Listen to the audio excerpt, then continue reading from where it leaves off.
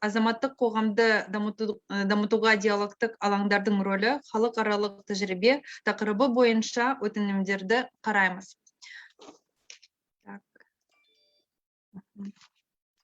Добрый день, уважаемые эксперты. Приветствую вас на сегодняшнем заседании экспертной комиссии. Сегодня мы рассматриваем тему «Роль диалоговых площадок в развитии гражданского общества. Международный опыт». К нам всего поступило 3 заявки, которые были закодированы под номерами 101, 102, 103. Экспертной комиссии выступили Жигулова Халида Канатбековна, Уразалиев Нурлан Бекзадаевич, Утарбаева Бахатнур Зинулаевна.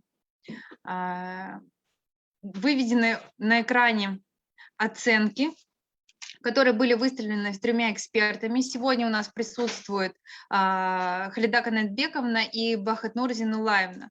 Нурлан Бекзадаевич оставил свои комментарии в оценочном листе. К сожалению, по состоянию здоровья не смог участвовать. Кворум на сегодняшний день имеется, поэтому давайте приступим к обсуждению заявок. Да, Халида Канатбековна, если вы готовы, пожалуйста, прокомментируйте свои оценки к заявкам. Здравствуйте всем. Большое спасибо за внимание. Сейчас вот видите мои оценки. Значит, я хочу сказать, что я наверное, начну вот с 101-го, с кандидата, который зашифрован под номером 101. Могу сказать, что когда я оценивала, я практически по всем поставила максимальный балл. И сразу скажу, что, на мой взгляд, среди всех 3 эта оценка была наиболее, так сказать, профессионально проработана, подробно расписана. Аргументы были весьма убедительны. То есть я смотрела именно на то, насколько грамотно был сделан анализ, насколько достаточно была предоставлена информация в подтверждение заявлений кандидата о том, что действительно у них есть и потенциал, и возможность, и действительно будет реалистично, что они достигнут указанных целей и задач по тематике гранта «Роль диалоговых площадок в развитии гражданского общества. Международный опыт». Таким образом, практически вот по всем баллам, по всем направлениям, вот 5 показателям был максимальный балл, кроме, кроме одну секундочку, 3-го пункта. Здесь я поставила 6 баллов. Почему? Потому что, с одной стороны, да, заявитель обладает хорошим пониманием поставленных перед ним задач, однако анализ текущей ситуации не был достаточно раскрыт, и в описании заявки, да, недостаточно была раскрыта проблема именно участия казахстанских НПО на международных диалоговых площадках. Только из-за этого я снизила 1 балл, и в целом получилось 24 балла. Вот. Далее по кандидату, который был зашифрован под номером 102, я здесь поставила чуть меньше баллов, 20. На самом деле здесь тоже очень сильный потенциал, очень хорошо были тоже прописаны опыт организации в проведении мероприятий. Также в заявке, опять же, по тексту заявки было указано, что специалисты имеют достаточный опыт и квалификацию. Вот. Но где было меньше баллов, почему получилось меньше баллов? Потому что, с одной стороны, опять же, была похожая проблема, когда заявитель хорошо обладает хорошим пониманием поставленных задач, однако вот также недостаточно был прописан анализ текущей ситуации, то есть очень аналогичный пробел, как и в предыдущей заявке. Но также я обратила внимание, что содержание мероприятий не полностью соответствует некоторым целям проекта. Вот, в частности, одна из задач проекта – это обеспечение участия 15 представителей отечественных НПО на международных площадках. Однако, согласно заявке, в качестве мероприятий предлагался, например, только круглый стол для 15 представителей НПО. Но это был такой отечественный круглый стол для отечественных НПО. А вот уже на международные диалоговые площадки планировалось отправить только 4 представителей НПО. То есть, хотя среди задач оговаривалось, что именно 15 площадках. При этом, допустим, здесь кандидат не предусматривал также альтернативную возможность участия казахстанских НПО в онлайн-диалоговых площадках, что могло бы помочь расширить количество участников от казахстанских НПО на таких вот площадках. А другие вот кандидаты, кстати, они обратили на это внимание, вот, в частности, кандидат под номером 101, они также указали, да, что помимо, допустим, офлайн площадок, они обязательно проведут еще мероприятия для около не менее 50 представителей НПО, но уже в таких онлайн-диалоговых площадках. И опять же, на случай вот того, что сейчас эпидемиологическая ситуация нестабильная, да, если там будут отменены какие-либо вообще встречи в офлайн режиме. И сама заявка у кандидата 102, она не предполагала охват разнообразных категорий бенефициаров, вернее, она предполагала охват разнообразных категорий, однако не было предусмотрено вот широкое информирование общественности о проекте, о стадии его реализации. Опять же, возможно, в рамках проекта именно это подразумевается, но мы, как эксперты, мы связаны тем текстом, той информацией, которая дана в этой заявке, и вот этот пункт я не увидела. И чуть меньше баллов было поставлено по 5-му смете расходы, они, на мой взгляд, были недостаточно обоснованы. В частности, была весьма высокая сумма заявлена по мероприятию. То есть она была достаточно высокой, это превышающая.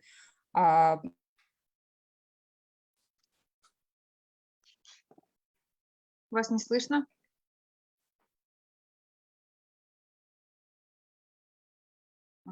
Халида Канатбековна.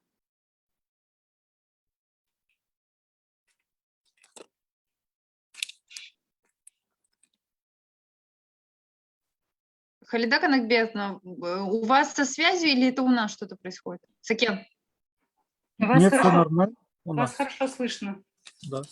Так, значит, Халида Канатбековна, у вас что-то со связью?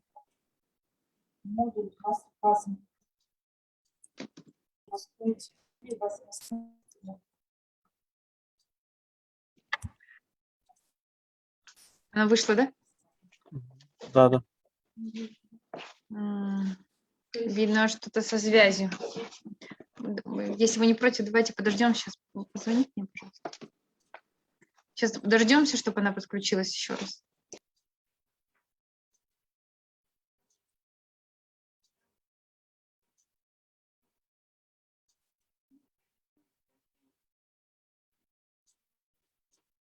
Ты сама оставь это, ключи возле зеркала. Хорошо? Ключи оставь возле зеркала и закрой меня. Норзен Лайн, выключите, пожалуйста, микрофон. Оксана.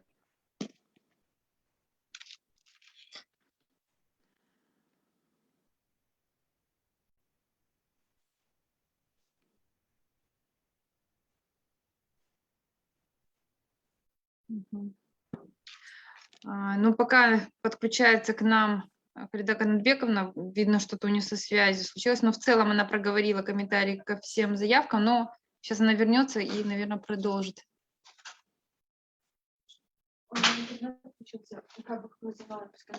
Все.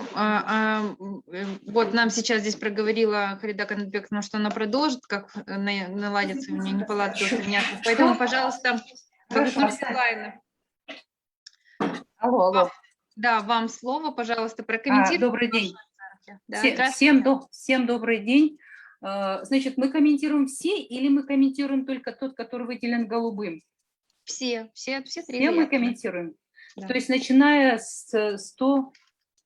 Как вам удобно? Как вам удобно? 100, ну, начинаем с 101, почему-то он стоит в середине.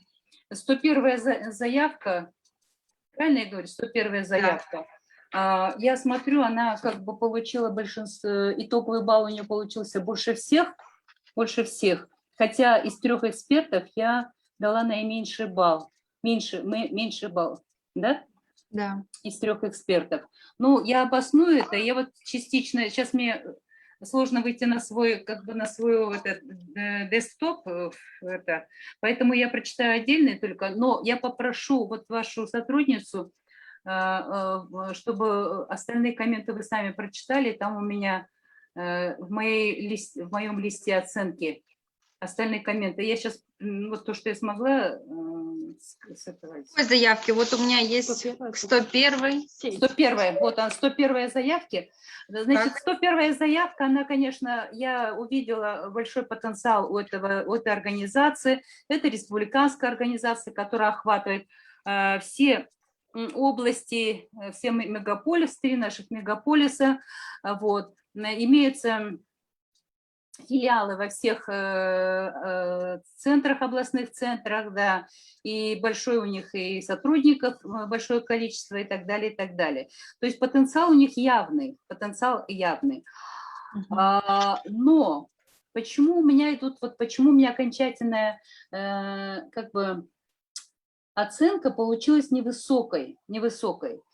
Я скажу, что когда я прочитала опыт и квалификацию специалистов, которые есть у них, да, то есть опыт и квалификация специалистов и функции, которые они будут выполнять. Меня это удивило.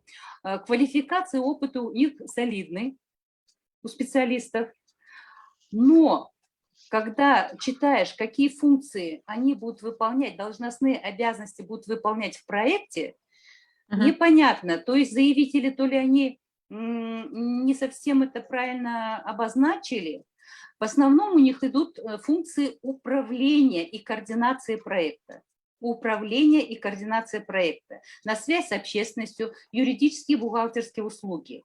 Но, извините меня, обладая таким потенциалом, таким опытом в плане реализации таких проектов, да, и зная, значит, обозначая цели и задачи проекта, меня удивляет, что, извините меня, как вы берете этот проект, когда вы не пишете о том, что вы будете выполнять аналитические услуги.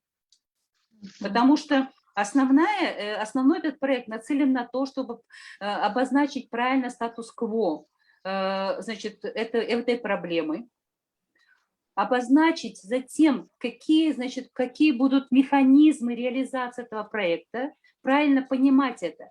И в конце концов, что должно быть в качестве аутпута? Да? Это должно быть написание 5 альтернативных докладов, которые они пишут, и в задачах, которые они прописывают правильно. Это задача номер 1, это задача номер 2, 3, 9, 10. Это все аналитика.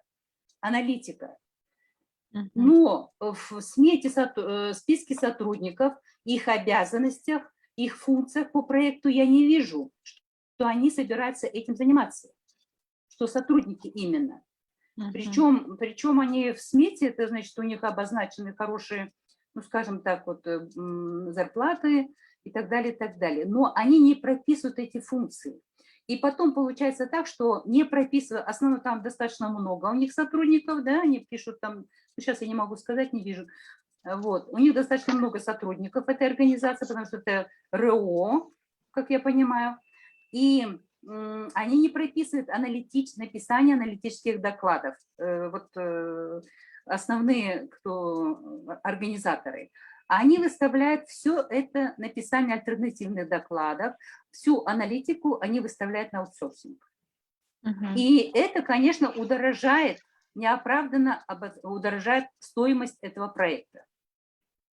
Но я не знаю, если у вас в организации нету аналитиков, если у вас нету в организации экспертов, то как вы собираетесь проводить кабинетные исследования, как вы собираетесь проводить интервьюирование представителей НПО, анализ публикаций сейчас нужно сделать, да, в казахстанских иностранных информационных и аналитических источниках, и как вы собираетесь реализовать этот проект.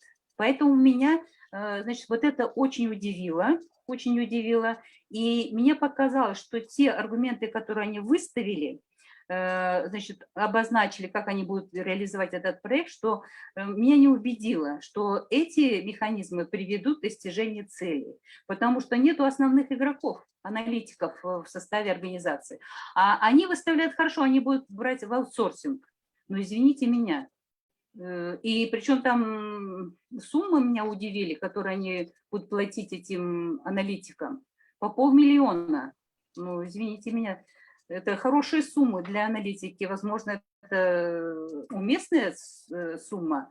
Но тогда чем будете вы заниматься? Только ли организацией и менеджментом? Не знаю. Вот. Потом у меня замечание было, что роль организации в обеспечении реализации устойчивости социального проекта обозначена нечетко, поэтому планируемые результаты не выглядят реалистичными.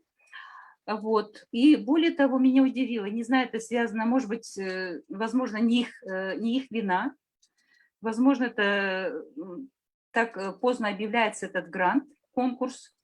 Да, он переигрался, он вообще Да. был быть состояться в апреле, на самом деле. Да, в апреле, я помню, делала этот тоже экспертизу заявок, Да. я делала, да. Но на самом деле поздно, и поскольку проект очень масштабный, и я считаю, что выделенные на реализацию 4 месяца недостаточны по времени на реализацию такого масштабного проекта. Мгм. Кроме того, у меня там написано, что расходы по аренде офиса завышены и необоснованы. Проект обозначен 4 месяца, аренда идет на 7 месяцев. Мгм. Так, на 7 месяцев там обозначено. Кроме того, как я уже писала, так, что большая часть сметы уходит на оплату экспертов, в то время как в обосновании проекта организация, скажем так, хвастается тем, что у них мощный экспертный потенциал сотрудников. Вот о чем. Четвертое, возможно, это не последнее, вы можете, пожалуйста, там, помогите мне, Айгеры, может, или там Дана, могут прочитать мои следующие заметки, потому что я сейчас не могу, Вот я вижу, после комментариев касательно аренды, следующее... Четвертое. Я прочитаю, это у меня 4 есть, 5 дальше. Стоимость информационного сопровождения выглядит необоснованно высокой, причем на публикацию докладов в международных журналах выделяется отдельная статья. Вот. Возможно, это правильно, что на публикации, там, это не научные публикации, скорее всего, это промоушен, но на самом деле информационное сопровождение, это действительно высокая стоимость там заложена, но, я не знаю, может быть, другие эксперты посчитают, что это нормально. Вот, пожалуйста, если можно, дальше прочитайте. У меня на 4 я закончила. Там Все, у меня здесь тоже больше нету. Большая часть расходов уходит на оплату экспертов, тогда как в обосновании проекта говорится о мощном экспертном потенциале. И следующее, последнее, это стоимость информационного сопровождения. Да, вот и поэтому я... все комментарии, Да, вот это по 101 проекту, да, у меня я распечатала его, вот, и поэтому я поставила по сравнению с другими экспертами на удивление меньший балл, Вот такие мои замечания по 101. По 102, пожалуйста, вы можете сами прочитать, а я могу прокомментировать. Сейчас мне не перед глазами мои это. По 102. Хорошо, давайте я прокомментирую. Соответствие уставной деятельности целям организации. Так. Прям все комментарии подряд, да, читаю? Просто комментарии прочитайте, да. Хорошо. Соответствие уставной деятельности организации целям проекта невысокое. У заявителя имеет опыт реализации аналогичных социальных проектов и социальных программ. Значимость результатов реализованных ранее аналогичных социальных проектов и социальных программ высокая.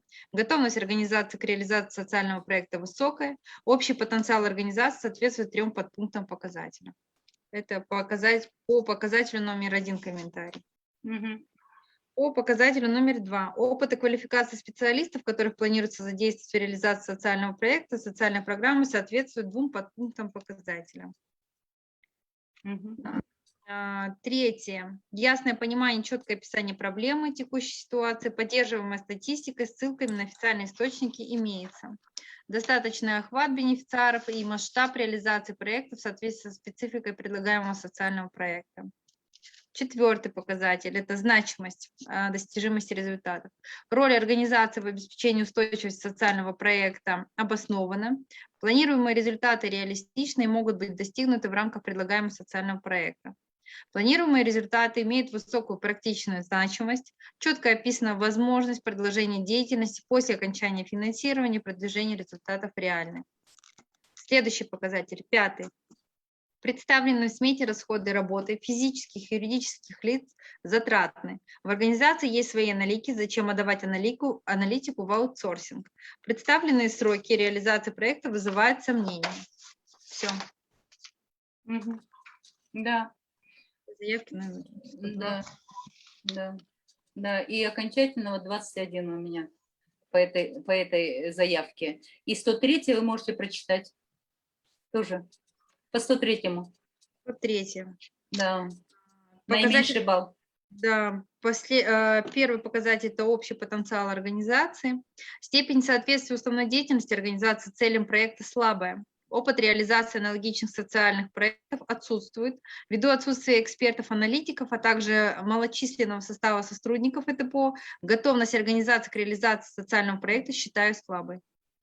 Второй показатель – опыт и квалификация специалистов. Специалисты, которых планируется задействовать в реализации социального проекта, не обладают практическим опытом, необходимым для эффективной реализации проекта. Показатель номер 3. Направленность содержания предлагаемого социального проекта. Нет четкого понимания проблемы и целей, на которые должен быть направлен проект. Отсутствуют планы написания аналитических материалов, которые будут предоставлены на диалоговых площадках. Заявители видят цели проекта как проведение стажировки для НПО за рубежом. Аргументы и показанный механизм неубедительны, как и почему мероприятия, реализуемые в рамках предлагаемого проекта, приведут к достижению целей. Нет механизма мониторинга, как будет отслеживаться процесс, как подсчитываться результаты. Нет инновационных способов достижения поставленных целей и задач. Следующий показатель – это значимость и достижимость результатов. Роль организации в обеспечении устойчивости социального проекта не представлена ясно. Планируемые результаты вызывают сомнения. И последний показатель – обоснованность представленной сметы. Представленная смета рассчитана на покрытие расходов, которые не приведут к достижению целей, которые предусмотрены тематикой гранта. Итого 8 баллов. Угу. Ну вот в целом комментарии, если что-то есть добавить.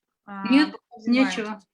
Ну, меня удивило, что эта организация подала на этот грант, меня удивило, участвовала в этом конкурсе, не имея, так сказать, проектов, которые бы были аналогичны или не обладая потенциалом, значит, сотрудников и так далее, и так далее. Ну, меня удивило. Все. Спасибо большое, Бахытнур Зинлаевна. У нас до этого отключилась Халида Канатбековна. Вот она снова присоединилась. Если может, продолжите, пожалуйста. Где я отключилась? На ком? Я второй рассмотрела, да, заявку полностью? Вы на третий. Все, хорошо, рахмет. Мен қазақша жалғастырамын. Өтінім номер 103 қазақша қарастырдым. Бұл өтінімнің бірнеше кемшіліктері бар. Бірінші көрсеткіш бойынша өтінім мәтініне сәйкес ұйымның жақсы маңызды жобалары көп. Бірақ ұйымның ұқсас іс-шаралары өткізу тәжірибесі, яғни қазақстандық ЕУ-ның халықаралық диалог алаңдарына қатыстыру жеткілікті түрде дәлелденбеген. Өтінімде көрсетілген әлеуметтік жобалардың көпшілігі тек бір аймақтың шегінде және халықаралық қатысушылардың қатысуынсыз жүзеге асырылды. Қазақстанның барлық аймақтарында және әртүрлі салалардағы ЕУ-мен тұрақты өзара іс-қимыл жеткіліксіз дәлелденген. Мұндай тәжірибе жобаның сәтті жүзеге асу үшін өте маңызды. Жобалардың барлығы дерлік жергілікті жастар үкіметтік емес ұйымдарымен байланысты болды, бірақ бұл жобаның табысы жүзеге асу үшін жеткіліксіз. Екінші көрсеткіш бойынша ұсынылған өтінімге сәйкес өтінім беруші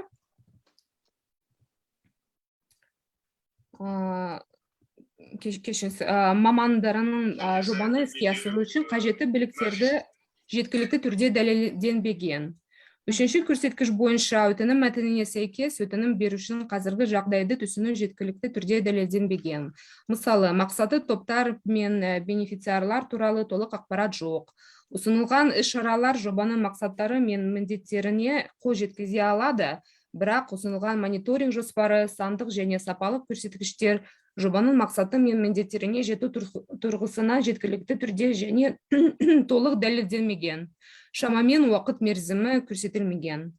Төртінші көрсеткіш бойынша өтінімге сәйкес өтінім беруші нәтижелердің қол жетімділігін және жобаның тұрақтылығын қамтамасыз етуді жеткілікті түрде дәлелденбеген. Мысалы, нақты мысалдар келтірмеген.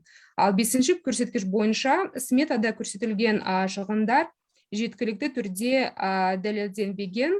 Мысалы, гранттың 45% астамы әкімшілік шығындар және өтінім беруші ұйымды материалдық техникалық қамтамасыз етуге жұмсалады.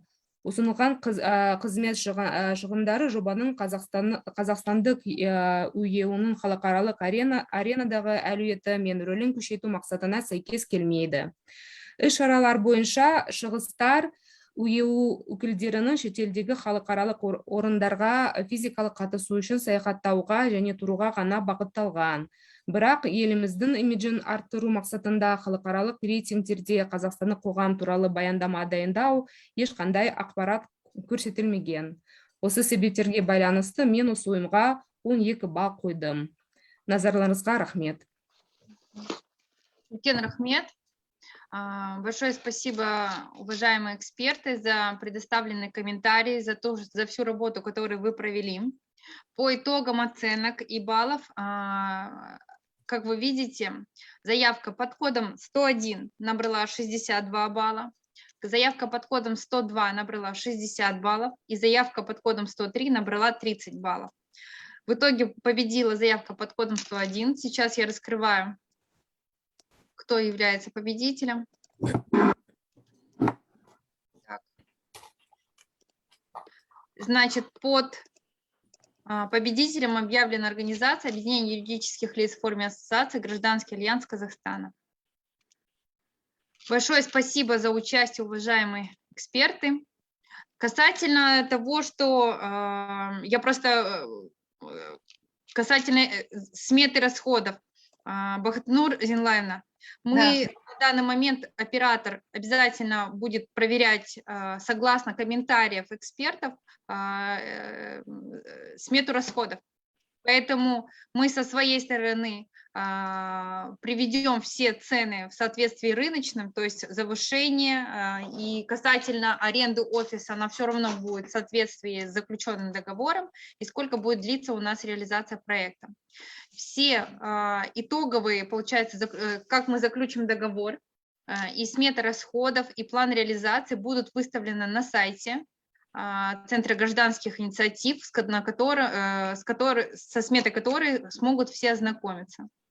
Поэтому мы обязательно учтем все комментарии, которые вы дали касательно сметы расходов. Все, большое спасибо, что вы на самом деле тратите очень большое количество времени, своего опыта и стажа и даете нам свои оценки. Всем хороших выходных, до свидания. Рахмет, сау болыңыздар. Сау болыңыз. До свидания, всего доброго. До свидания. Так.